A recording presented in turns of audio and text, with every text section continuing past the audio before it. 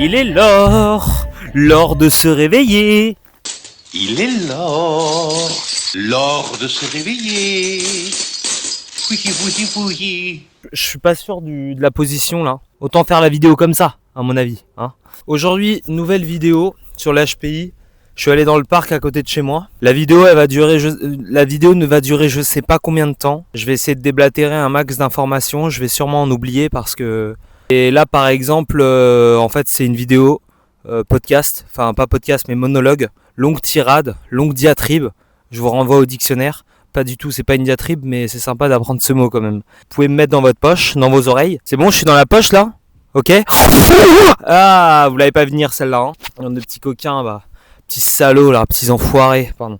HPI surdoué. Alors, qu'est-ce que c'est ? C'est une longue définition, mais il y a des réels mécanismes cérébraux. J'ai listé des points. Ce sont les points que moi j'ai trouvés qui sont les plus pertinents et je vais essayer de les croiser aussi avec mon histoire personnelle. Je voulais aussi faire une analyse détaillée de certains personnages qu'on peut retrouver dans le monde du cinéma. C'est pas forcément des HPI, mais en fait j'ai trouvé des points pertinents et on va dire que ça donne une sorte d'amorce pour illustrer certains traits. Alors HPI, donc en fait tout le monde est neurodivergent, tout le monde est unique, d'accord ? Ça c'est ça qu'il faut comprendre, c'est qu'en fait on illustre des notions dans la vie par une courbe de Gauss. Tout est illustrable par une courbe de Gauss, d'accord ? Donc une courbe de Gauss, je vous la mets à l'écran, voilà, c'est la cloche et en fait on peut hiérarchiser. Enfin les humains en général, on se trouve, imaginez un segment avec une infinité de points. Dans la vie c'est comme ça qu'il faut le voir. Peu importe les caractéristiques, peu importe de quoi on parle, chaque humain est sur un point et chaque humain est unique. Les neuroatypicités, donc il y a TDAH, je vais enlever ça les gars parce que ça me fait suer. La montre en moi, n'oubliez pas. Holzkern, très sympa. La neuroatypicité, donc on a TDAH, on a plein de caractéristiques, on croise. Des fois c'est compliqué, mais on a essayé de mettre des mots pour justement apprendre et savoir de quoi on parle, d'accord ? C'est comme quand on a créé des langages, on a créé des cases pour orienter, d'accord ? Mais en fait la vie n'est pas blanc ou noir. Alors moi je dis ça et je suis pas du tout comme ça dans la vie, ok ? Mais ce que je veux dire c'est que c'est comme quand on a créé des mots français, on a créé des langues, c'est pour pouvoir communiquer entre nous. Comme en médecine, c'est comme de la médecine, on met ça dans le domaine de la psychiatrie. Donc en médecine on a créé, on voit qu'on a des symptômes, on décrit, on met un nom sur ce type de maladie, comme ça sera plus rapide après pour parler. Mais chaque chose est unique, chaque patient en médecine et dans la vie, rien n'est acté. Tout est à remettre en doute. Il n'y a jamais une vérité vraie, d'accord ? Ça n'existe pas. Donc, chaque patient est unique, chaque chose est une forme d'orientation, chaque personne est unique, mais là, on a des neurodivergences et le HPI, c'est quelque chose... où en fait on a réellement des mécanismes et on a plein de caractéristiques et il faut le voir comme aussi chaque profil est unique. Mais on a quand même des similarités. Alors, je vais commencer par les vitesses de pensée anormales. Les vitesses de pensée anormales, donc une vitesse de pensée assez rapide et une pensée en toile d'araignée plutôt qu'en arborescence. Enfin en arborescence ça insinue que ça en découle et il y a une branche qui arrive comme ça. Certes c'est ça, mais du coup ça va plus vite. Donc en fait ça va plus vite cette vitesse de pensée. Et en toile d'araignée, c'est-à-dire qu'en fait imaginez que là tu me donnes un terme et il y a un mind mapping qui se crée d'un coup, d'accord ? Donc c'est-à-dire qu'on a plusieurs ramifications qui apparaissent au même moment. Contrairement à quelqu'un de normal, on va dire, qui se trouve dans ce spectre plus étroit, donc imaginez ça, voilà, HPI, on va dire que c'est sur les bords, vous voyez, c'est comme voilà, même comme en médecine, on fait des déviations standards, -2, +2, c'est pour voir à la fin, on peut se situer, vous voyez, et c'est-à-dire que si un autiste, on le met sur les bords, enfin, comme cas un peu plus spécial, ça rentre un peu dans le même terme, vous voyez. Donc voilà, c'est pas une pathologie HPI. Je voulais juste revenir sur ça, ce n'est pas une pathologie, mais ça conduit quand même à se poser des questions et moi je comprends pas pourquoi on le mettrait même pas dans le livre de psychiatrie parce que y a quand même pas mal de difficultés. rencontrer et ça mérite une attention particulière, sachant qu'en plus, voilà, des fois, moi je le vois à l'hôpital, enfin je l'ai vu, je me rends compte qu'il y a des profils, souvent le HPI est associé, il peut en découler est associé à des comorbidités, il peut lui en découler des conséquences et des pathologies psychiatriques qu'on connaît, mais en fait on peut donner des médicaments, des antidépresseurs pour rien, alors que en fait il y a quand même un problème, c'est-à-dire qu'il y a une base, vous voyez, il faut aller chercher à la source. Donc là ça a conduit à peut-être même avec le temps et à force de se laisser comme ça à des réelles pathologies. Mais en fait finalement si déjà on avait fait prendre conscience à cette personne et on avait aidé sur ce problème principal, on n'en serait pas arrivé là, d'accord. Y a des gens avec des TCA, vous voyez, des troubles du comportement alimentaire, ils mangent boulimie ou anorexie, etc. Et puis on va dire que ça, c'est des sortes de sous-catégories, des symptômes de des fois ce sentiment de différence, de décalage. Voilà, on se sent pas inclus. Et vous savez, quand on, par exemple, il y a réellement des zones, hein, l'insula antérieure, on a vu que c'est une partie du cerveau.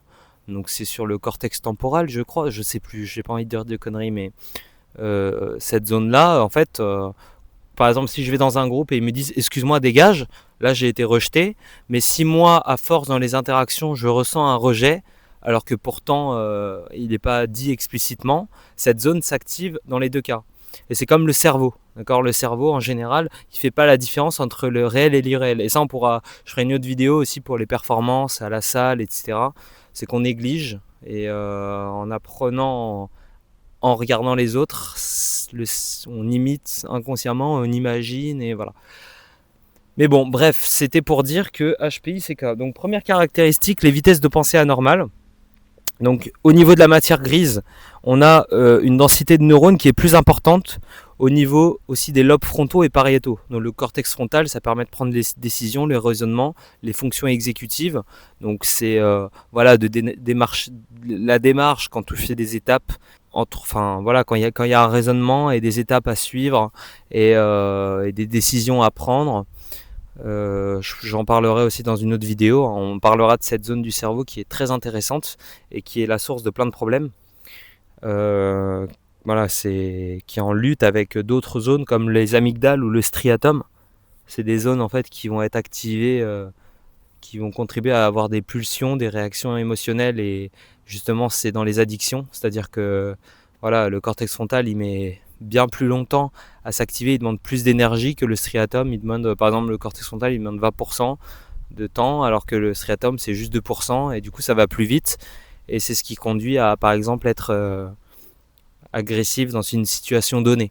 Donc si là il y a un violeur qui me poursuit, c'est l'amygdale qui va s'activer parce que le cortex frontal il est trop long, et du coup je vais devenir agressif, et parce que l'amygdale c'est la zone un peu archaïque, vous voyez, de animal. Donc on parlera de toutes ces zones. Mais en tout cas, là je vous parle des réalités neurophysiologiques. Le corps calleux, c'est l'endroit qui permet de relier les deux hémisphères, d'accord. Et il est plus dense en fibres nerveuses. Donc on a une meilleure connexion entre les deux hémisphères. C'est pas vrai ça aussi, le fait que l'hémisphère droit soit le cerveau de la créativité, l'hémisphère gauche soit l'hémisphère du cartésien. Voilà. C'est plus subtil que ça, d'accord. Je ferai une vidéo aussi pour parler. Par exemple, l'hémisphère droit, on va avoir une vision plus globale que l'hémisphère gauche, où ça va être plus de façon séquentielle, plus analytique. Et d'ailleurs chez les femmes, justement, le corps calleux, ça circule mieux entre les deux hémisphères, d'accord. Donc on peut peut-être se demander, en fait c'est pas l'hémisphère droit est créatif, c'est-à-dire que peut-être que l'hémisphère droit il permet d'avoir une vision globale. Donc par exemple quand on regarde de l'art, des vêtements, vous voyez, est-ce que les vêtements te vont, est-ce qu'une peinture est belle, on doit moins voir ce truc séquentiel, vous comprenez. On doit voir la vue d'ensemble, et c'est peut-être pour ça qu'on fait le raccourci avec... là on globalise vraiment, parce que j'ai pas le temps, on parle pas de ça, mais vous avez compris. Donc la substance blanche, l'épaisseur de la myéline, donc c'est la substance blanche, d'accord, c'est ce qui permet en fait de faire une conduction saltatoire, ça s'appelle, c'est-à-dire que sur un nerf, vous avez des embouts de myéline, vous voyez, comme si je mettais ma main comme ça au milieu d'un câble. De temps en temps, je mets ma main, et ça c'est la myéline, et en gros l'influx nerveux, il saute comme ça, vous voyez. Et en fait, plus il y a de myéline, plus ça va sauter, et plus ça va aller vite. Le tissu glial, donc le tissu glial c'est oligodendrocytes, astrocytes, ce sont plein d'autres cellules qui permettent de fournir, de nourrir les neurones, faire d'autres choses. Mais là on découvre, et on a découvert quand même depuis longtemps, mais ça sert pas du tout qu'à ça, ça sert aussi dans la neurogénèse par exemple, vous voyez. Ça sert, on aurait vu aussi que ça sert au développement des synapses et à dédifférencier les neurones. Donc ça contribue justement à être intelligent, ok ? Non, que ça aille vite. Mais vous avez compris qu'on s'était limité pendant longtemps à considérer que c'est juste que son rôle soit limité à seulement nourrir et servir de support aux neurones. Donc ce n'est pas vrai. Les vitesses de déplacement de l'information au sein du cerveau, elle est très rapide et elle peut atteindre les 3,5 mètres par seconde contre seulement 2 mètres par seconde chez les personnes d'intelligence ordinaire. D'accord ? On va pas commencer à dire oui mais l'intelligence machin, faire des débats sur l'intelligence. Là je vais expliquer le cas d'HPI et l'intelligence on fera une autre vidéo s'il en faut. Donc le cerveau, en général, quand on comprend ça, on peut se dire, bah oui, vu que tout va plus vite, chez un être humain normal, ça pourrait aller aussi vite. C'est-à-dire qu'on pourrait réfléchir, si on doit analyser, vous voyez, on doit regarder 10 éléments. Donc on commence par le premier, on doit arriver au 10e. Bah, par exemple, nous, ça va aller plus vite. Mais et chez une personne, on va dire ordinaire, ça pourrait aller... On peut arriver à 10 aussi, mais moins vite. Et chez d'autres personnes, bah en fait, pour arriver, par exemple, si on va à l'élément 10, des fois, cette personne-là arrivera pas, même avec le temps, et arrivera juste à l'élément 5. Vous comprenez ? Donc, réfléchir en profondeur, ça conduit, en fait, quand on a compris, à se poser déjà d'autres questions. Vous voyez ? Donc, ça enchaîne. Là, il y a l'arborescence, mais en même temps, il y a l'arborescence, c'est quand même plein de branches en même temps. Et c'est ça, c'est-à-dire que si vous me dites une notion, bah moi je vais avoir une référence d'un film, je vais penser à une musique, je vais penser tout de suite au domaine, c'est-à-dire que là il y a un problème, je vais résoudre, je vais me poser 2-3 questions pour avancer dans ce problème, et en même temps ça me fait penser à un film, en même temps à une musique que j'ai entendue, en même temps à une interview que j'ai entendue, vous voyez, direct, tu vois, c'est-à-dire que c'est un foutoir, c'est un panier qu'on m'offre au moment de m'évoquer une notion. Donc tu poses des questions pendant que les autres n'ont pas compris la première. Et voilà, ça va vite. Donc c'est une toile d'araignée. Ensuite, donc là je vais évoquer l'intensité. Donc là c'était la vitesse de pensée anormale et la pensée en arborescence. Ok ? Deuxième point, la multifocalisation naturelle mais épuisante. Donc ça, on va dire que c'est lié. Je ne vais pas trop détailler parce que je viens de le faire. En fait, voilà, c'est pour ça qu'on peut aussi rarement être attentif. Donc quand on a compris, on peut souvent faire plusieurs choses en même temps aussi. C'est-à-dire qu'on peut écouter même des fois une conférence et en même temps jouer à un jeu vidéo.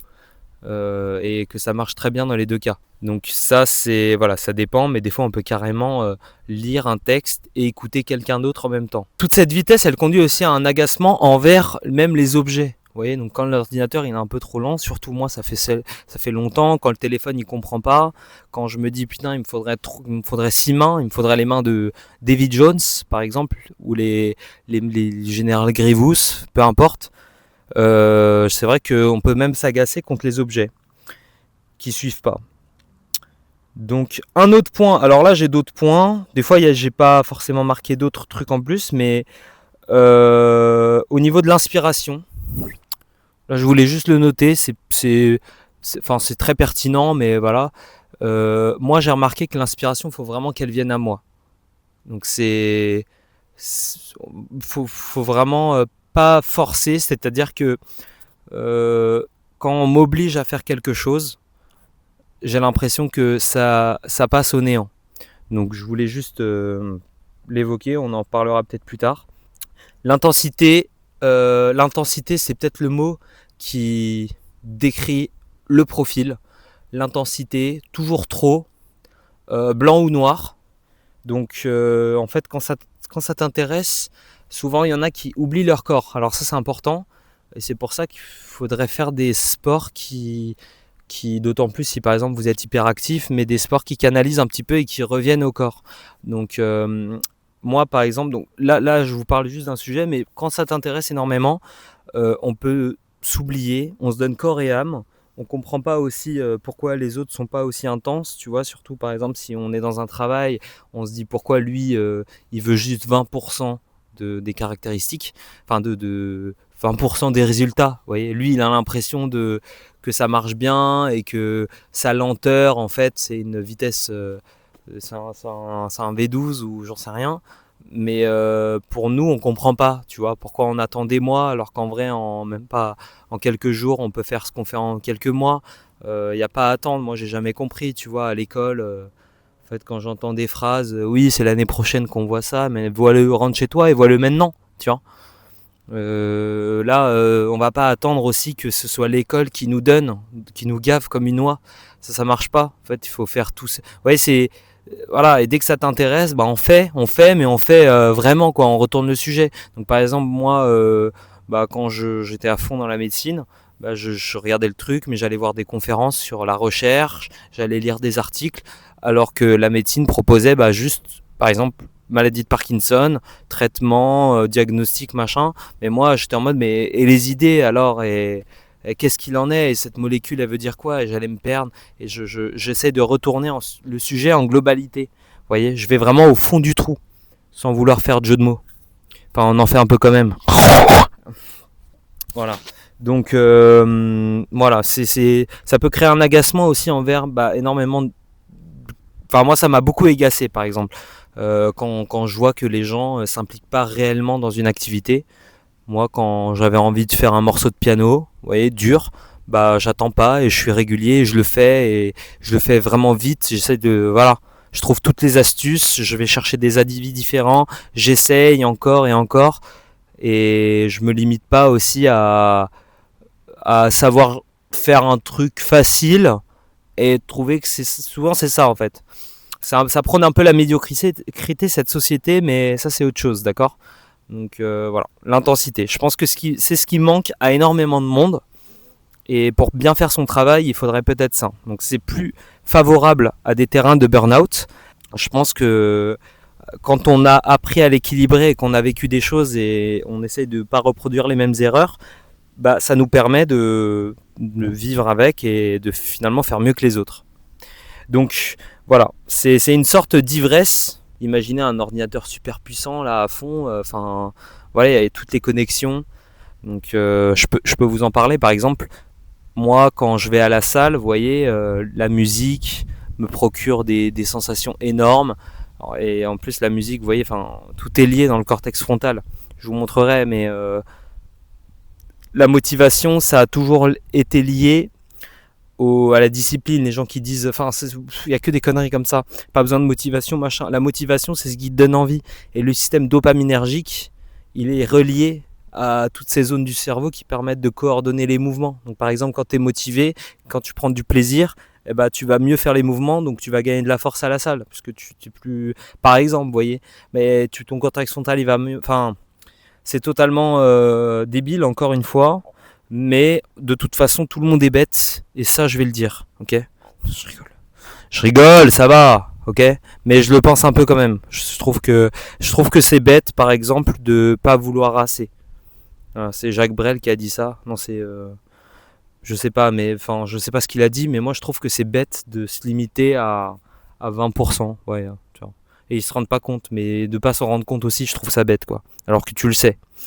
Et de trouver des excuses. Hein, parce que faute de réponse logique, on se contente d'une réponse idiote. Et voilà, on se satisfait, on trouve des excuses en permanence alors que il faudrait peut-être se mettre au travail et commencer à faire une pratique délibérée qu'une pratique naïve. D'accord? Donc ça veut dire qu'on cherche à faire des actions. On cherche, quand on veut progresser dans un domaine, des réponses pour mieux. C'est-à-dire que quand on va pratiquer, chaque heure, chaque minute passée, on la fait pas dans le vent en mode pratique du dimanche. D'accord? C'est ça qui manque. C'est-à-dire que voilà, c'est soit on fait ça pour le plaisir, soit on a envie de résultats, mais alors on n'est pas contradictoire. On entreprend des trucs et on ferme sa putain de gueule de merde. Ok? Donc voilà, l'ambivalence constante, donc le blanc ou noir, là je vous l'ai dit c'est le blanc ou noir, mais c'est toujours deux sensations opposées par contre. Donc quand je fais des actions c'est tout ou rien, ok. Donc c'est soit je sprint ou soit je m'effondre, il n'y a pas de demi-mesure, c'est soit l'excès soit le silence. En fait moi ça m'intéresse pas de faire à moitié. Par contre il y a toujours deux émotions opposées en même temps, et ouais, voilà, c'est toujours je veux partir et qu'on me retienne. Je sais que j'ai raison, mais je doute quand même. Là, à ce niveau-là, c'est vrai que c'est beaucoup le gris, en fait. Même quand je sais que j'ai totalement raison, bah, je prends la phrase d'un mec qui est un incapable dans ce domaine et je vais quand même la conserver dans mon cerveau et je vais la retourner 1000 fois. Et je vais la nuancer et je vais, vous voyez, sur ce spectre, imaginez ce segment du doute, ben, je vais vraiment analyser chaque point de ce segment, pas juste 3, genre vraiment tout. Alors que pourtant en plus ça vient d'un mec bête et tout, mais comme vous le savez, personne n'a jamais tout à fait raison ou tort, même l'horloge arrêtée donne l'heure 2 fois par jour. Donc c'est ça que, voilà, bon, des fois peut-être qu'il faudrait passer outre, mais je n'arrive pas. Il faut analyser tout ce que les gens disent quand même, si on parle d'un sujet. Par exemple, si le mec il me dit excuse-moi là au développé couché il faudrait faire comme ça et tout, alors que ça fait un mois qu'il fait de la salle, tu vois, et il a dit 10 conneries avant, vraiment ça se voit qu'il est incompétent, bah je vais quand même écouter et me dire est-ce qu'il aurait pas peut-être raison sur ça, tu vois, il aurait pas eu un élan d'inspiration, alors que moi ça fait 10 ans que je fais de la salle et j'en ai entendu des gens et tout le monde disait contre lui, et est-ce qu'il aurait pas eu une nouvelle idée? Vous comprenez ce que je veux dire? Moi je m'attarde sur ça quand même. Ensuite, le relationnel. Alors le rationnel est très compliqué. Pardon. La capacité à jouer des rôles sociaux sans y croire et l'incapacité à faire semblant longtemps et le repli stratégique. Pardon. Alors ça c'est très très épuisant, d'accord? Moi j'ai quelques personnes, mais très très peu, où vraiment je peux être moi-même. Mais en général, déjà je vais vous lister après, par exemple, il y a l'intolérance des bavardages vides. C'est-à-dire que dans la vie, vous savez, je le vois comme ça, quand tu te lèves le matin, tu as une dose de plein d'éléments, c'est-à-dire tu as une barre de chargement. Imaginez une fiole à remplir de plein de choses. Tu as une fiole de, par exemple, imaginons je suis en médecine et c'est mon travail principal. Et ben, j'ai mon seuil de médecine à remplir et mon seuil qui est croisé avec mon seuil de notions sérieuses, on va dire. Donc par exemple, en fait la médecine c'est un domaine sérieux, donc j'ai ma dose de science, tu vois, de science sérieuse, enfin même de médecine et même en général, comme je dis, de domaine du sérieux. Donc je remplis ma barre, après il me faut de la connerie. Donc il faut que je rate des one-man shows, il faut que je rate des conneries, peu importe, même TikTok c'est ça, tu vois.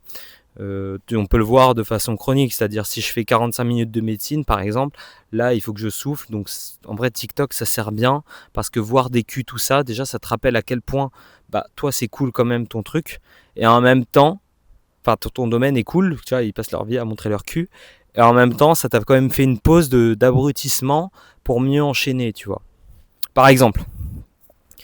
Mais en fait t'as des barres comme ça, et le quota par exemple t'as un quota social, tu vois, voilà, t'as un quota de solitude, t'as un quota une fiole à remplir de tes passions, tu vois. T'as un quota de sport, tu vois, donc c'est-à-dire quand tu fais du sport et tout, tu sens qu'à un moment la batterie elle est vide de ton corps, tu vois là, mais des fois tu sens que la journée t'as fait du sport, mais ton cerveau il a pas travaillé, donc t'as pas eu ton quota sérieux. Et là par exemple le quota par exemple de bavardage vide, donc la météo, machin, salut ça va et tout, moi vraiment je peux pas trop le supporter, et je l'atteins très très vite, c'est-à-dire qu'en 10-15 minutes à la salle, j'ai eu ma dose, tu sais, quand tu vois les collègues vite fait de salle et tout, mais après, la majorité de ma journée, il faut que ce soit, voilà, il faut que, moi je trouve que dans la solitude on a beaucoup de créativité. Moi je me ressource, je suis introverti, je suis sociable mais introverti, c'est-à-dire que je passe énormément de seul parce que j'ai plein de choses seules à faire très palpitantes, des sujets, des films à regarder, créer, enfin voilà, quand je fais de la musique, quand je tâte des choses comme ça, là, l'audiovisuel, voilà, la médecine, enfin, et je peux vraiment réfléchir. Et mon seuil d'attente, il est propre au mien, enfin c'est le mien, et bah du coup je peux misser de plus en plus haut. Donc si dans un domaine, bah, il y a des personnes qui ont ce seuil d'attente, mais vraiment dans un domaine, vous voyez, mais moi souvent je me dis bon lui il est très bien là, mais moi il faut que je sois très bien dans deux trois trucs en même temps. Vous voyez, donc c'est moi. Par exemple le quota social de bavardage vide, si je commence à en faire trop, je vais m'éteindre. Donc ça va vraiment me fatiguer énormément. Il faut vraiment que je parte parce que sinon je peux commencer à me transformer. Donc on a souvent remarqué que voilà, on pourrait croire que j'ai plusieurs personnalités, mais en fait c'est juste le Julian qui est rechargé à bloc et le Julian qui vraiment là on peut plus, qui a mis tout son quota. Et souvent ça marche comme ça, hein. C'est-à-dire par exemple quand je vais à l'hôpital, je suis chaud, premier jour, je viens, par exemple imaginons c'est le premier jour du stage, là je suis trop chaud, là on voit un mec déjanté, on va dire les premiers jours. Sauf que par exemple quand je rentre chez moi, je suis claqué. En plus quand je vois à la salle, je vois encore des humains. Là on commence en fait à empiéter sur le... Je mets tellement d'énergie dans la parole et tout, on dirait un fou, vous voyez. Enfin, je mets vraiment toute mon énergie, là je me fais vraiment remarquer. Et quand je rentre chez moi et le lendemain je dois revenir alors que j'ai eu que quelques heures le soir, j'ai encore de l'énergie. Mais au fur et à mesure ça s'estompe, vous voyez. Et des fois, il me faut voilà il me faudrait une journée entre chaque jour pour récupérer réellement. Et quand tu l'as pas, ça, tu commences littéralement à transformer. Donc quand c'est comblé aussi au niveau de l'ennui et de la frustration par rapport aux tâches et au travail où tu es là, tu es en mode bon bah j'ai vu, qu'est-ce que je fais là, je commence à me transformer en une personne exécrable, vous voyez. Je compense beaucoup par exemple de la provocation, enfin de l'humour ou d'autres choses, vous voyez, pour titiller parce que bah je suis là quoi. Et si je m'ennuie, j'ai rien à faire, bah il faut bien que je trouve des choses à faire. Donc si à un moment j'ai pas le droit de sortir mon tel et tout, généralement j'ai mon tel pour lire et je lis tout ce que je peux, enfin voilà pour combler et je m'ennuie pas. Mais mais voilà, si j'ai pas ça, bah je vais trouver toutes les astuces possibles et ça vient automatiquement. Donc en tout cas pour les jeux sociaux, quand je vois généralement, voilà, je suis un très très bon acteur, mais j'ai pas du tout envie d'être acteur. Et si le monde pouvait ne pas avoir d'acteur, mais voilà, c'est un peu une mascarade, comme je l'ai dit, collective. Tout le monde apprend son texte et fait semblant d'y croire, c'est un peu comme ça. Et ça fatigue énormément. Ça c'est de la lucidité, de toute façon j'ai paqué un peu les points, donc je peux être poli, stratégique, performant. Mais quand ça sonne faux, le corps il le sent. Et je vous jure, le corps il le sent énormément. Je sens une tension, machin, c'est énorme. Il faut vraiment que je parte. En fait, c'est pas de l'essuie-fuite, c'est de l'autopréservation de la petite flamme intérieure de mon mental. Vous voyez, vu que tout est décuplé, bah, quand je sens de la tension et que le mec il est bizarre et tout, je vais vraiment sentir, enfin, ça va être fois 10 quoi chez moi comparé à une personne comme ça, et je peux pas le supporter, il faut que je déguerpisse, vous voyez, ça va me... Ou alors je vais mettre toute mon énergie et je vais me faire passer pour un démon pour le tailler et tout, mais en même temps moi je vais me fatiguer, enfin dans tous les cas je suis en train de me décomposer quand je sens de la tension, donc ça peut créer des difficultés de travail en groupe, vous voyez. Donc je vous ai dit, hein, ça peut être pour plein de caractéristiques, mais quand le mec il a un ego surdimensionné, il est un peu vicieux, il est machin, il ment, en plus ça lui suffit par exemple juste de faire des choses un peu médiocres. Là on a un panel de trucs où ce mec-là vraiment je vais pas pouvoir le supporter quoi. Vous voyez, je vais m'éteindre tout simplement. Donc la vision globale immédiate, c'est ce que je vous ai dit tout à l'heure, l'hyperconscience des mécanismes humains. Donc ça en fait partie. La perception des intentions non verbales et la tendance à se reprogrammer seul, une hypervigilance relationnelle. Donc tout ça c'est dans le bloc en fait. Je vois les systèmes, les schémas, les mécaniques. Il n'y a pas besoin d'analyser les lignes par ligne. En fait, je ressens la logique d'un coup. Vous voyez, ça donne l'impression d'être hyper intuitif, mais c'est plutôt hyper intégratif. Vous voyez. Alors, il peut y avoir de l'intuition des fois, mais c'est plus de l'hyper-intégration, ouais. C'est ce que j'ai mis, et c'est vraiment, bah, quand j'ai dit, quand on capte tout vite, machin, on analyse, vous voyez, tac, on est là, comment on peut se sortir de cette merde, tac, je prends une branche de bois, je comprends, lui je vois ses rictus et tout direct, je vois son angle de paupière direct qui me fait évoquer que c'est une personne malicieuse. Voilà, en 5 secondes, vous voyez, j'ai vu le profil, et en fait c'est comme si je mettais des cercles. On pouvait créer trois cercles, vous voyez, dans la vie, et mettre dans chaque case ce type de personne. Vous voyez, même si tout le monde est unique, même si là c'est pas la même caractéristique, on parle pas de la même chose, on pourrait créer 3 types de profils, et à force mettre à l'avance, même en 10 secondes comme ça, comme je l'ai dit, avec ces mécanismes, ces langages non verbaux, dans quel type de catégorie cette personne ça se trouve. Vous voyez, par exemple, moi à chaque fois je me dis comment je peux trouver le plus vite possible avec le temps, de plus en plus, comment je peux déceler et cerner le type de personne que je vais voir. Et des fois par exemple je me dis voilà, j'ai trouvé des petits trucs comme ça, rien n'est acté, mais des fois je me dis par exemple, même là je me dis tiens, il faut que j'aille sur le compte Insta, et puis je regarde si la personne s'est définie par son travail, c'est que déjà je peux le mettre dans une case, vous voyez. C'est pas très intéressant souvent les gens qui font ça. Par exemple, s'il y a marqué interne, tu vois, et c'est juste ça la description, c'est mal barré, tu vois. Donc des fois je me dis comment je peux faire en 2 secondes, en une demi-seconde, pour déjà avoir plein d'informations et savoir qui je vais affronter. Donc voilà, ça c'est le premier truc. Là, s'il y a des retombées après cette vidéo, j'en ai rien à battre, hein. J'assume les conséquences, et allez bien vous faire foutre si ça vous pose problème. Donc ça c'était la première, je tenais à le préciser. Tu sais comment les gens fonctionnent. Des fois j'ai pris des mini extraits en fait vous voyez, pour essayer de... J'ai fait un texte entier, mais des fois j'ai écrit des trucs moi, j'ai récolté de sites pour en faire une vidéo. Voilà, donc les gens fonctionnent, en fait voilà, on capte les schémas, les motivations, vous voyez, tous les trucs, tous les moindres machins.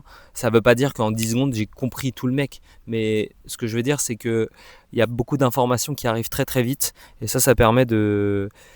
Ça peut bloquer, ça peut nous faire peur, ça peut bloquer énormément. Voilà, des fois il y a vraiment des mécanismes de mutisme et comment on va affronter ça, vous voyez.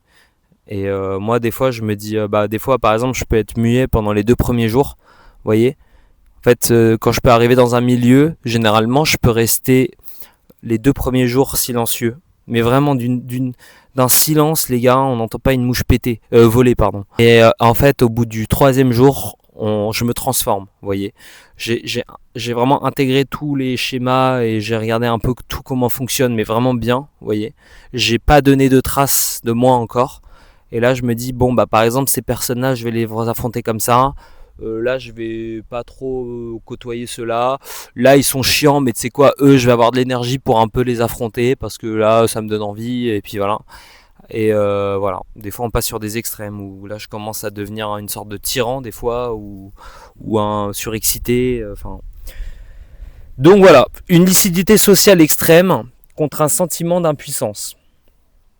Donc voilà, comme je vous ai dit, quand on voit les failles des systèmes, les hypocrisies, les injustices, moi j'avais l'esprit quand j'ai commencé médecine de changer le monde. Enfin pas quand j'ai commencé, mais au bout de la 4e année, de changer le monde. Ça n'avait aucun sens, c'est-à-dire que quand je lisais mes cours, je me disais on va me larguer en Afrique, là tout ce que j'apprends ça va me permettre de changer. Je croisais des notions avec l'enseignement, moi j'avais des idées, je lisais des auteurs, je voyais le monde en grand.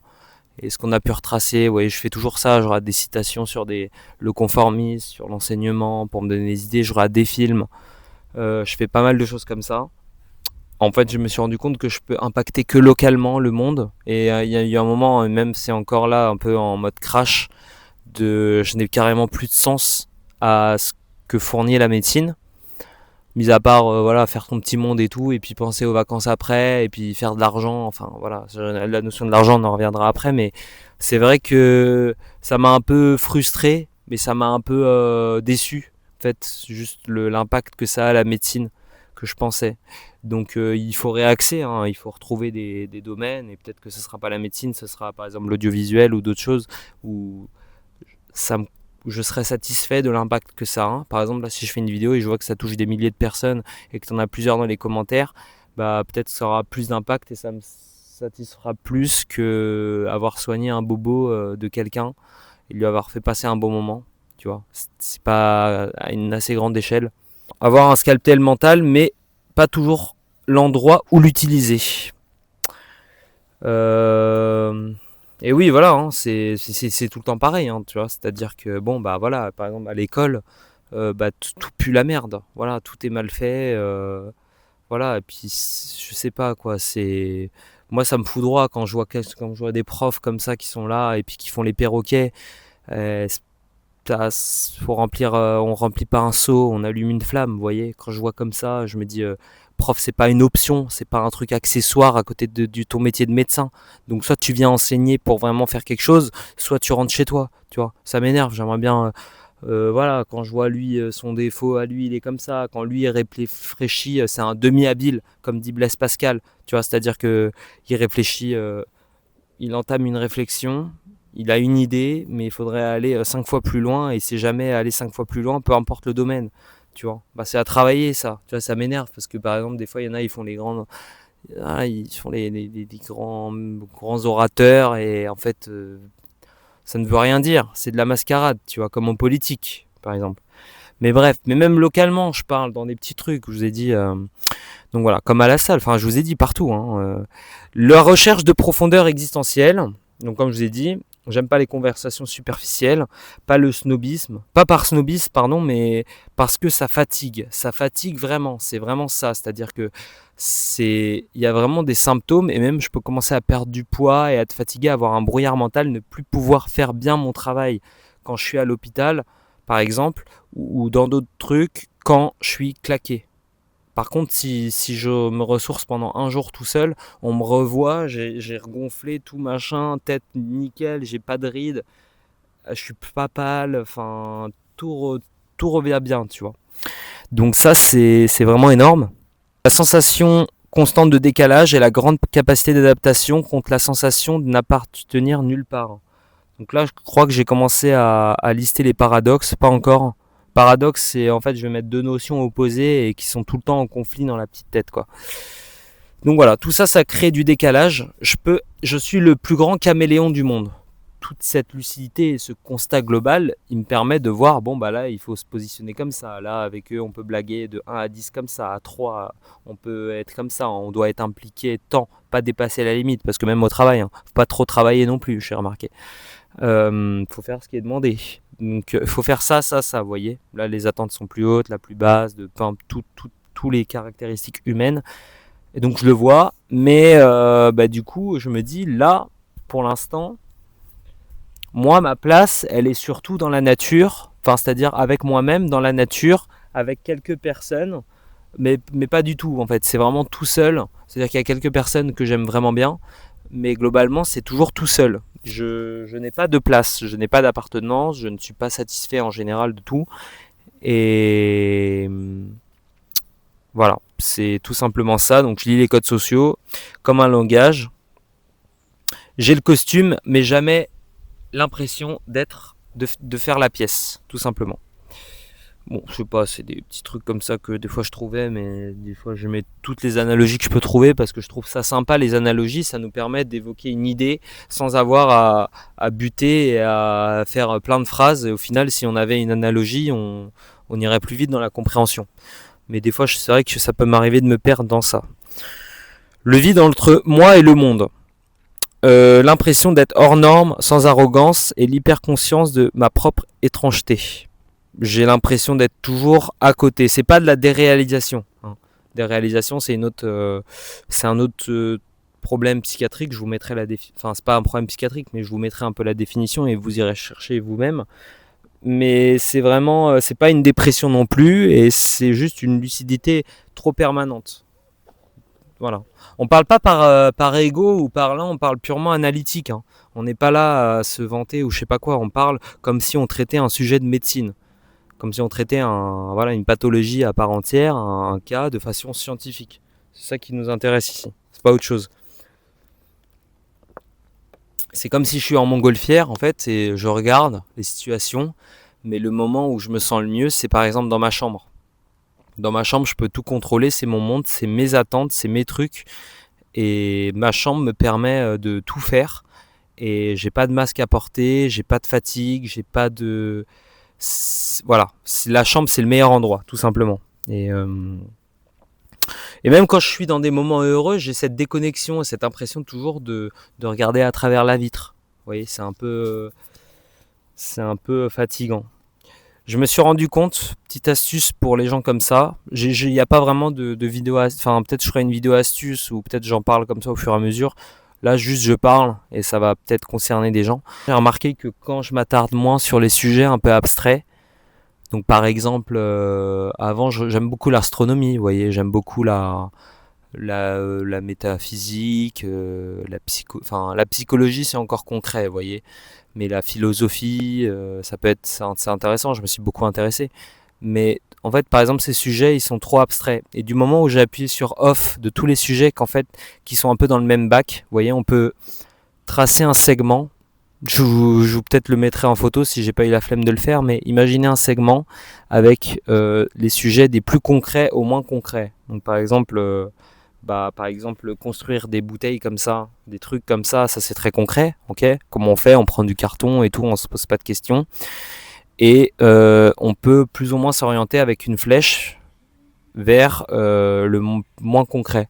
Donc l'introspection aiguë contre l'impossible de se décrire clairement. Il y a un dialogue intérieur permanent, donc les voix à l'intérieur qui sont en train de suranalyser tout le temps. Et en fait, c'est impossible de les faire taire parce que ça saute à la gueule. Vous voyez, l'analyse saute à la gueule. C'est pas de l'hyper-intellectualisation. Par exemple, quand on s'intéresse en psychologie sans fin, on écoute des podcasts sur le développement personnel, et alors c'est bon, on a eu toutes les clés, mais on continue de le faire, ça c'est de l'hyper-intellectualisation. Mais là, c'est vraiment ça nous saute à la gueule. Donc c'est de l'introspection. Je connais les profondeurs vertigineuses et je me connais, en fait, moi, vraiment en détail, mais je peux pas me décrire. Je ne peux pas expliquer aux autres qui je suis et comment je marche, et c'est très compliqué. Donc c'est pour ça que souvent des personnes qui vont me connaître, moi j'ai plusieurs chaînes après de HPI à vous mettre en lien, je vais les mettre là aussi en description, de personnes que je trouvais pertinentes. Il y en a plein d'autres, je suis sûr, mais en tout cas voilà, on pouvait trouver plein de réponses juste avec ces chaînes là, et je vous conseille de aller regarder. Ils font d'autres sujets, hein.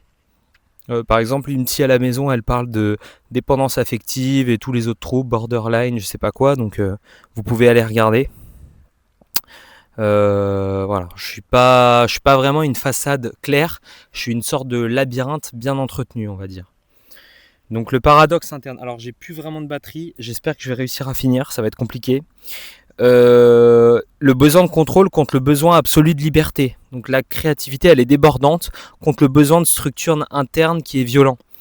En fait, je veux tout comprendre, je veux tout faire, mais je déteste les contraintes. J'essaye de trouver des solutions à chaque fois dans mes domaines. Donc je me mets, moi j'ai trouvé une solution, c'est qu'en fait je marche par saison. Je marche par saison, c'est-à-dire que les activités sont des saisons. Donc je me dis pendant 1 mois, là, 2 mois, on va dire que je fais ça. Il y a peut-être un domaine qui sont continus, vous voyez, donc c'est-à-dire par exemple la médecine et le sport sont des domaines continus. Mais par exemple si j'ai 1 ou 2 passions à côté, ça va être périodique, donc on va dire pendant 1 mois ou 2 je vais devenir bon enfin je vais connaître un peu le monde du cinéma, ou pendant 1 mois ou 2 je vais tâter Adobe Premiere, vous voyez, et puis à côté je vais apprendre 2-3 morceaux de guitare, et quand j'aurai fini je passerai à faire de la poterie, vous voyez. Faut pas trop s'éparpiller d'ailleurs, hein, je vous le conseille, même si vous voulez faire plein de choses. Qui chasse 2 lapins n'en attrape aucun. Vous avez compris l'idée, c'est-à-dire que même quand tu veux tout faire et t'es intéressé par tout, il faut marcher par saison. Je trouve que c'est la meilleure solution. Mais par exemple, j'ai essayé de faire des protocoles, donc c'est-à-dire me mettre des heures, des blocs timeboxing tous les jours à 13h machin. Ça m'angoisse et ça me rend très déprimé, vous voyez. Donc j'ai pas encore trouvé ma solution. Comme je vous ai dit, quand l'inspiration elle doit venir à moi, ça fait partie de ça.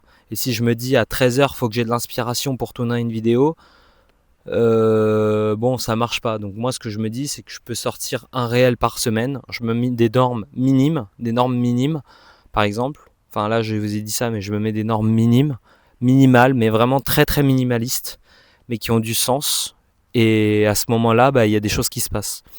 Donc voilà, je me mets plus de timeboxing, il faut vraiment qu'il y ait le moins de structure, mais on va dire que je me crée un bac à sable avec des limites du coup, mais c'est un bac à sable. Je vous donne des petites astuces, hein, même pour ceux qui s'intéressent à tout, qui sont pas HPI, tout ça, mais on cherche à trouver des solutions, les morning routines, machin, horaires stricts. Moi par exemple, je marche à... faut que ça arrive, tu vois. Donc c'est-à-dire en ce moment, je suis excité par l'audiovisuel, plus ou moins monter la chaîne, vous voyez, que ça ait une tournure de faire des réels cinéma ou faire des vidéos comme ça. Globalement, je veux créer du contenu et en même temps, je veux éventuellement par exemple faire de la médecine, vous voyez. Donc ça c'est la période actuellement et je me le mets et j'insiste et voilà, si j'ai aussi une ou deux passions comme ça, je peux regarder des échecs 30 minutes par jour plus ou moins. De toute façon, j'aime pas plus que ça, c'est-à-dire que 30 minutes ça me suffit. La guitare, je peux apprendre un morceau, ça dure 15 minutes par jour, vous voyez, c'est bien plus efficace que de rester des heures. Donc ça aussi je peux les additionner, voilà. Mais je m'éparpille pas, tu vois, j'ai pas le droit d'aller sur YouTube et de me dire je lance une vidéo comme ça, oh, un documentaire, machin. Non. Ça d'ailleurs c'est un sujet, enfin c'est un constat. Moi par exemple, si on me laisse livrer à moi-même, je me lève le matin, je ne me lave pas, je me lave vers midi, enfin sauf les dents, mais en fait je cours à l'ordinateur et si tu viens regarder mon ordinateur vers 11h, tu verras qu'il y a plein de petites, il y a peut-être je sais pas 100 pages d'allumées qui n'ont rien à voir parce qu'en fait je me suis perdu et je me suis dit putain ça m'amène à une autre idée machin et en fait ça va très très vite, vous voyez, c'est-à-dire que on est vite à une page Facebook random, un truc sur la biologie, un extrait de vidéo YouTube sur un serial killer, un machin, tu vois, on a envie de tout voir. Et Wikipédia, c'est vraiment un truc que je lis énormément, je vous conseille. Vous tapez portail Wikipédia, portail, par exemple portail de la psychologie, et puis ça vous renvoie vers plein de liens. Mais par exemple, quand tu as une idée, tu te dis ah tiens, et si ça fait ça, machin. Tu sais, je me pose, je me dis ça et tout. Après, je tape sur internet. Donc ChatGPT, c'est un peu compliqué parce qu'il peut répondre à toutes mes questions. Et il a des hautes attentes comme moi. Enfin, il est super. Enfin, il connaît tout le mec de tout ce qu'il y a sur Internet et tout. C'est une intelligence artificielle. Donc, si je reste avec lui, c'est vrai qu'en fait, il n'y a pas de fin, quoi. Déjà, il n'y avait pas de fin avec Internet, mais avec lui, voilà, je lui pose des questions à outrance. Donc, c'est la curiosité débordante, ça. Et la créativité débordante, curiosité débordante. Je vais régler, je vais pas parler comme ça, mais c'est vrai que la curiosité, j'en parlerai après, je pense. Mais c'est, voilà, on pose pas des questions pour être chiant, on pose des questions juste parce qu'on a envie de savoir, tu vois, et savoir si tout ce que peut savoir l'autre, tu vois. Je sais pas s'il sait ou pas, mais je veux savoir. C'est pas pour le faire chier. Donc voilà, ça pose des problèmes hein, avec les égos des gens, les égos des profs, les égos de merde, de connards. Mais c'est pas grave, tu vois, de pas savoir dans la vie en fait. On apprend tous ensemble, hein. Tout simplement. Donc, le besoin de reconnaissance contre le rejet des projecteurs. Donc ça aussi, et j'aime beaucoup en fait qu'on me voit pour qui je suis, et c'est d'ailleurs la première caractéristique pour laquelle je laisse rentrer des personnes dans mon cercle. Je veux qu'on me voit pour qui je suis et pour mes compétences, et c'est pour ça que j'aime beaucoup les domaines où en fait je suis une sorte de piston pour l'autre. Donc, j'aime pas forcément être par exemple, si je suis en mer, en n'importe quoi gros, qu'est-ce que tu racontes tout le temps là, si je suis par exemple sportif de haut niveau, enfin il y a le sportif de haut niveau, mais moi j'aime bien être celui qui lui a donné plein de notions de psychologie, plein de notions de l'entraînement, plein de notions de voilà, et on aura vu moi en tant que coach excellent qui se distingue des autres et qui a une méthode propre à lui, vous voyez. Par contre, c'est pas moi qui fais je serai pas la vedette à ce point, vous voyez. C'est-à-dire qu'il y a les joueurs de foot et puis il y a les arbitres, enfin les entraîneurs. Mais les entraîneurs n'ont jamais autant de valeur et de reconnaissance que le joueur, tu vois, que Neymar, machin, l'arbitre, putain, j'y connais rien au foot les gars aussi, mais voilà. Donc moi j'aime bien être peut-être pas en second temps, mais voilà, j'aime bien qu'on me voit et tout, être le passeur, mais je ne veux pas être vraiment en vedette. Comme l'audiovisuel par exemple, je pourrais filmer quelqu'un, donc filmer un sportif, là par exemple un mec de salle qui s'entraîne, faire un montage cinématique de fou, mais en fait c'est lui qui serait dans la vidéo et ce sera lui qui peut-être sera plus en valeur, alors que pourtant moi j'ai fait un beau travail pour le mettre en valeur ce mec, et ça rejoint la même idée que coach par exemple. Vous avez compris je pense l'idée. Mais même de plus général en fait, je veux pas briller, je veux vraiment être compris. C'est pas du tout je veux être le plus machin et tout, c'est que quand j'explique, même là quand je vous explique, je veux qu'on comprenne, tout simplement. Je veux pas briller, machin, il n'y a pas du tout d'ego, c'est un mécanisme différent, une autre façon de fonctionner, et je vous le présente comme ceci. Donc il y a une hyper exigence et contre un blocage d'action. Moi ça peut m'arriver, mais je passe quand même à l'action, vous voyez. Je passe quand même à l'action, je tendais plus vers le côté qui passe à l'action. Je veux vraiment que ça soit parfait. Vous voyez, il y a plein de perfectionnistes qui sont soi-disant perfectionnistes, mais moi je connais pas de perfectionnistes, vous voyez, qui attendent machin et tout. Je connais moi, qui suis vraiment perfectionniste, et ça s'arrête pas, vous voyez, voilà, on s'arrête pas en fait. Dès qu'on fait une action, on oublie de manger, etc. Et je connais des gens, voilà, qui voient du coup tout en grand, comme je vous ai dit tout à l'heure, et qui en fait, ça les restreint, et ils ne veulent pas passer à l'action. Et ça les paralyse. Ils ont carrément un stress paralytique, voilà, une paralysie d'action. Et ça peut être vraiment pathologique. Hein. Attention, faut pas prendre au sérieux. Faut prendre au sérieux ça. Mais voilà, une marche par une marche. Donc voilà, moi je ne regarde même plus les pas que je peux faire, on va dire, mais j'essaye d'en avoir conscience. Vous voyez, ça se fait au fur et à mesure. Je parlerai après de la loi de l'attraction, mais de la version dont moi je le vois plutôt. C'est-à-dire que quand tu as envie de faire, c'est bien, mais quand tu veux trop faire, ça t'éloigne aussi de quand tu veux faire un peu moyen comme tout le monde, tu vois. C'est les gens qui veulent soi-disant faire, comme je vous ai dit, souvent c'est moyen. Et donc pour moi, je les considère comme s'ils veulent pas faire. Enfin voilà, ils veulent pas faire ces gens-là. Mais quand tu veux trop faire aussi, tu forces trop, bah ça marche pas, tu vois. La preuve, quand tu vas passer une barre au développé couché et que t'as rien prévu, bizarrement tu la passes. Quand t'as tout préparé, t'es une merde. Non mais je rigole, des fois ça marche, mais je veux dire, je l'appelle ça la loi des 3/4. C'est-à-dire qu'il y a un segment divisé en 4. Un quart, c'est le mec qui dit bon, j'aimerais bien être astronaute, mais tu vois, il met rien en pratique. C'est juste un rêve, c'est pas un projet. 2/4, c'est la médiane, donc c'est comme tout le monde. Voilà, on veut un peu, mais on fait pas. On regarde un petit peu des tutos comme ça, des trucs, des astuces, mais on s'y met pas vraiment, vous voyez. Du coup, ça donne des résultats un petit peu comme ça et tout, sur ce qui dure des années. Bon, voilà, c'est de la merde. Et là, on est sûr de jamais se fatiguer comme ça.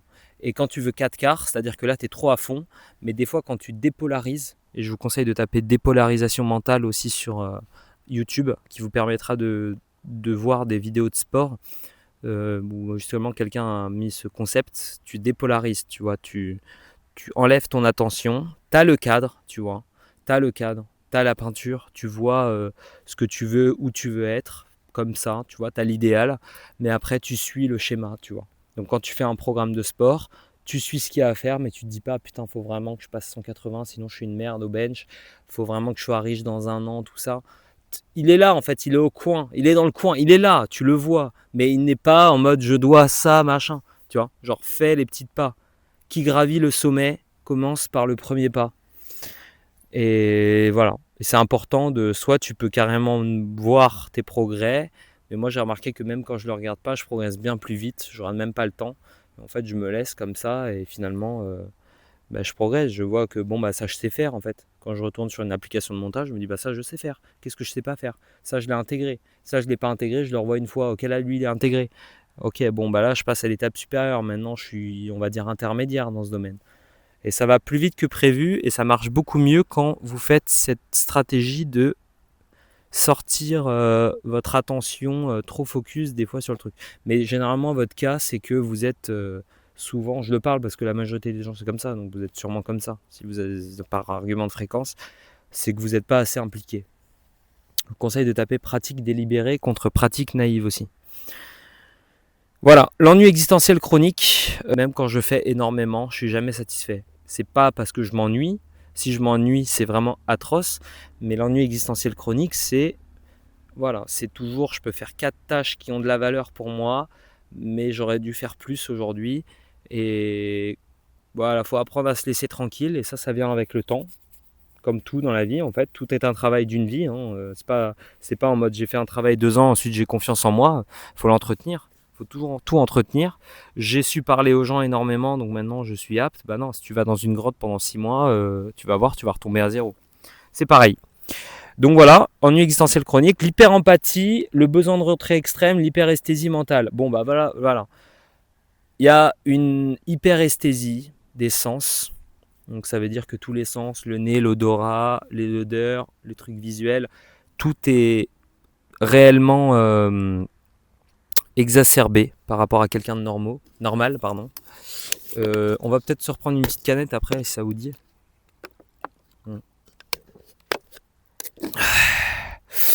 Ça fait du bien par où ça passe et par où ça sort, comme dirait From Human to God. Donc je ressens trop, c'est trop, tout le temps trop, tu vois, tac, toujours trop.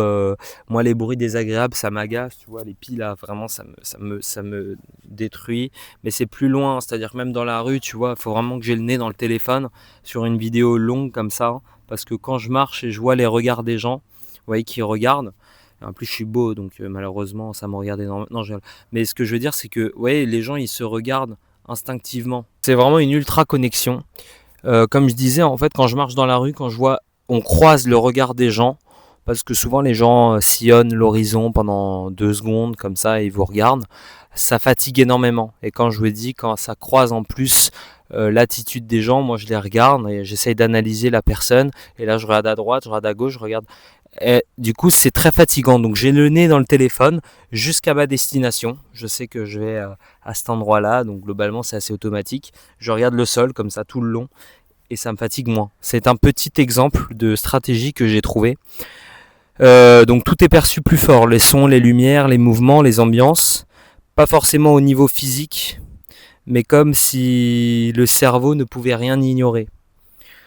Une foule, une lumière trop forte, un endroit brillant, ça peut désorganiser mentalement. Comme je vous l'ai dit, en fait, ça peut créer un brouillard mental si ça devient un peu récurrent. Et si là, la dose est trop forte, en fait, je peux commencer à m'éteindre, comme je vous l'ai dit tout à l'heure. Ensuite, le goût de l'absolu contre la conscience du vide. Donc je cherche toujours des vérités profondes, ça je vais le combler justement par la connaissance, donc vouloir tout lire, vouloir tout connaître, mais plus je creuse, plus je vois que en fait rien n'est stable, tout change, tout est, voilà, je dis tout est, il n'y a pas, je me dis à chaque fois à force de chercher, et moi à force de réfléchir, je vais tomber sur quand même des grandes dimensions et tout, parce qu'il y a forcément des réponses. Et des fois, je me dis que en fait, c'est absurde et des fois, c'est bon, bah voilà quoi. On est perdu et tout, donc autant se focus des fois sur des choses plus simples. Euh, Comme je vous ai dit, en apprenant et en connaissant des sujets, par exemple la psychologie, c'est très intéressant et ça reste concret. On peut aller dans les jeux vidéo, être très bon dans les trucs concrets et comme ça, on se pose moins de questions. Mais comme je vous ai dit, moi, je me pose moins de questions maintenant sur le qui me permet en fait d'arrêter de trop réfléchir, c'est vraiment d'arrêter de intégrer dans mon quotidien des sujets abstraits. Donc voilà, le désir de paix contre l'amour du conflit constructif. Donc j'adore me battre avec les gens, j'adore leur péter la gueule. Non, c'est pas ça. J'aime beaucoup le calme, la douceur, le silence. Je veux que la paix dans le monde. Je ne veux que la paix. Que la paix. Je ne peux plus de tous ces gens qui se font du mal, tous les gars, qui se font du mal, qui pleurent, qui tuent des animaux comme ça, qui écrasent des fourmis, enfin des escargots comme ça sans vergogne. Voilà, je sais pas, genre un être plus petit, ça détermine pas la valeur de leur vie. J'en peux plus de la guerre. Enfin, moi, je rate pas des trucs comme ça. Je rate plus depuis des années la politique, tous ces gens qui s'énervent. Mais j'aime beaucoup par contre, et on peut me considérer, comme j'ai dit, comme tyran des fois quand j'en arrive à parler, quand on rentre dans des débats constructifs et quand je veux défendre des points et tout, on peut me trouver vraiment misanthrope et aigri, arrogant, etc. Parce que bah voilà, des fois par exemple c'est des sujets qui m'importent. Je peux parler de de sujets et je peux vite m'emporter et on peut croire que je suis quelqu'un vraiment de méchant, comme on appelle ça. Alors que je veux juste en fait qu'on foute sur la table des arguments et qu'on parle cru et qu'on avance dans le débat parce que j'ai vu qu'éventuellement on peut tirer quelque chose de toi. Tu vois, si tu parles avec moi sur ça. Des fois je vois que je veux pas en tirer, mais juste je déballe quand même mon énervement. Donc je suis apaisé dans le feu. Et j'ai honte de le dire. J'ai des montagnes russes internes sans raison extérieure. plus la difficulté à me laisser approcher réellement. Donc comme je vous ai dit tout à l'heure, en fait, quand j'entends une phrase, peu importe de qui ça vient, peu importe son niveau de qualification dans un domaine, ça peut déclencher une tempête mentale dans mon corps et je peux le retravailler à l'infini. Et en fait, les émotions, elles montent à 200 alors que rien ne l'explique des fois. Des fois, il n'y a rien qui s'est passé, mais moi, voilà, ça part. Ça part, les gars, ça vrille, tout simplement. Il y a beaucoup de choses impulsives, hein. Bizarrement, l'impulsivité est étroitement liée à la curiosité. Donc, désolé d'être moi-même, hein. Désolé de réagir impulsivement des fois. Désolé l'école. L'école, désolé si jamais vous me voyez, mais je suis moi et ça me permet. Des fois, je peux faire des erreurs, mais au moins, voilà. Désolé d'envoyer chier l'école de temps en temps. Ensuite, donc j'ai des difficultés à me laisser approcher réellement. Je vais être sociable, drôle et attachant. Je peux être tout, je peux être énormément de choses. Et c'est ça d'ailleurs qui ont attiré des filles, souvent, dans ma vie. Par contre, après, quand on est en relation, souvent elles se sentent seules avec moi. Donc ça, c'était un constat. Mais en tout cas, les caractéristiques de superficie, on a l'impression que je suis quand même un être complet. Et au final, voilà, on peut être déçu. Mais il y a vraiment, à la fin, quand même peu de gens qui ont accès à mon vrai noyau. Et je me laisse difficilement approcher. J'ai pas forcément envie de donner la clé, vous voyez. Où ça va prendre du temps, ça va demander de me travailler. Par exemple, là, il n'y en a que un, voire deux. Non, il n'y en a que un qui commence à me connaître des choses de moi. Il y a toujours un nouveau truc à découvrir. C'est très compliqué d'apprendre à me connaître, surtout si en plus je ne traîne pas souvent avec les gens et je ne parle pas trop comme ça, mais je parle quand même. Donc j'ai quand même peur en fait d'être trop mal compris ou d'être trop bien compris des fois, on va dire. Finalement, c'est une sorte de double bord de l'intimité mentale, toutes ces caractéristiques-là. Là, j'ai essayé, justement, je parle, ça va peut-être en intéresser des gens, mais là, je m'ouvre et comme ça, on peut commencer un peu à me connaître. J'espère que ça aura été clair, un petit peu. Mais je la protège comme une forteresse, cette petite flamme, comme j'ai dit, cette intimité mentale. Et voilà. Donc ensuite, la capacité de loyauté extrême mais conditionnelle. Ça rentre toujours dans le même domaine. Je suis très très très très loyal. Mais alors très loyal. Et on peut croire d'ailleurs que j'ai pas de notion de loyauté ou de quoi que ce soit parce qu'en fait, j'ai pas eu envie, enfin j'ai pas senti. Et c'est périodique, hein, vous savez, des fois il y a des mecs, ils peuvent le donner facilement, ils se prennent des échecs. Moi, je suis dans une phase où j'ai un petit peu peur encore. Et voilà, je suis très très réticent aux relations profondes. Enfin non, je suis pas du tout réticent, mais c'est assez... c'est périodique, vous voyez, dans 5 ans peut-être que ce sera pas du tout le cas, et sûrement que ça aura changé.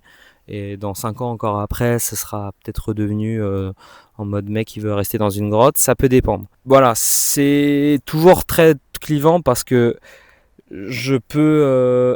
les gens peuvent me décevoir, moi je déçois les gens, peu importe les raisons, tout simplement. Et ça crée des divergences et à la fin, nos chemins se croisent, se séparent. Si je choisis quelqu'un et si on me choisit, c'est vraiment entier, profond.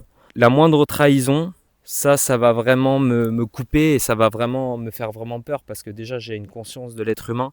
Mais si en plus ça m'arrive, c'est un peu une catastrophe. La boussole interne est plus forte que les normes externes. Donc même quand j'essaye de suivre, il faut faire. Il y a une partie de moi qui refuse de se taire et ça sonne faux. J'ai besoin d'alignement, je ne peux pas me forcer longtemps.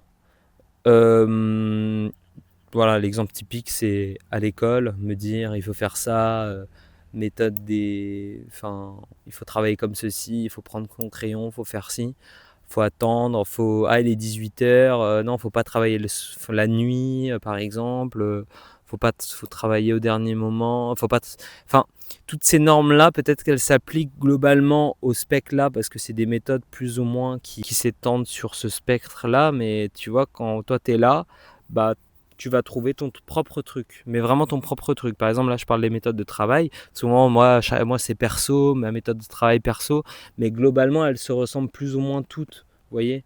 On s'en fout que tu prennes 2 matières par jour d'un coup, que tu enchaînes les chapitres. Globalement, tu es là, tu prends ton crayon, machin, tu es là, il y en a, ils font des fiches tous plus ou moins, ou comme ça.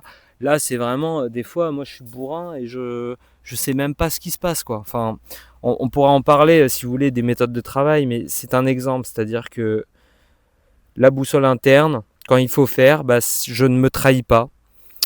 Je trahis les règles pour rester fidèle à moi-même. Et ça marche toujours mieux comme ça, tu vois. Et on se demande des fois comment ça a pu marcher de cette manière. J'ai besoin d'alignement. Et je vous dis, si je suis pas aligné, je vais commencer à le ressentir sur mon corps. Je peux créer des liens profonds très très vite, mais avec peu de gens.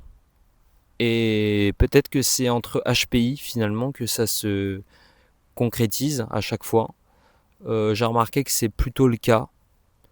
Des gens intelligents. Je ne pense pas forcément que ce soit que le cas, et je pense que par exemple si je me lance dans un domaine comme le rugby, enfin un sport je veux dire, et je crée des liens en rapport avec la matière, et que la personne est très sensée dans son domaine, on pourra vraiment tisser des liens. Je ne pense pas que ce soit lié, je ne pense pas que ce soit forcément entre surdoués, parce que je pense qu'il y a plein de gens qui n'étaient pas surdoués quand j'ai croisé, mais ils étaient intelligents. Vous voyez, c'est pas parce que tu es intelligent que tu es surdoué. Je pense que c'est vraiment le mécanisme surdoué, mais je crois que j'ai croisé des gens intelligents et ça s'est bien passé, et c'est plus cette caractéristique-là qui est demandée. Alors l'intelligence, elle a été définie par plein de notions par la théorie de je sais plus qui. Elle était un peu Gardner, non je sais plus, non pardon. Mais c'était peut-être un peu obsolète. Mais on le sent, en fait moi je le sens maintenant quand quelqu'un est intelligent ou pas. Comme je vous ai dit, s'il réfléchit quand même globalement bien, s'il a de l'inspiration, quand il n'y a pas d'outils, quand on est là par exemple, il faut utiliser des outils vite avec ce qu'on a et qui trouve une solution rapidement, c'est de l'intelligence, vous voyez. Voilà, je me suis rendu compte que je m'entends bien avec ce genre de personnes et qui sont intègres, je crois que c'est le mot, qui se sont retrouvés avec elles-mêmes. Enfin ça c'est une autre caractéristique, mais ça m'énerve énormément les gens qui ne sont pas encore retrouvés et qui ne cherchent pas à se retrouver, vous voyez, qui subissent comme des moutons. Ça m'énerve, tout simplement. Donc je cherche vraiment l'essence, mais pas le vernis. Ça je vous l'ai dit, ça s'intègre aussi dans qui s'est connu, c'est-à-dire des gens vraiment honnêtes qui se sont retrouvés eux-mêmes. S'ils sont intelligents, ça va aider. Moi aussi, une personne qui est totalement elle-même, je l'apprécie et je le valorise dans ce monde qui cherche à te façonner à sa manière.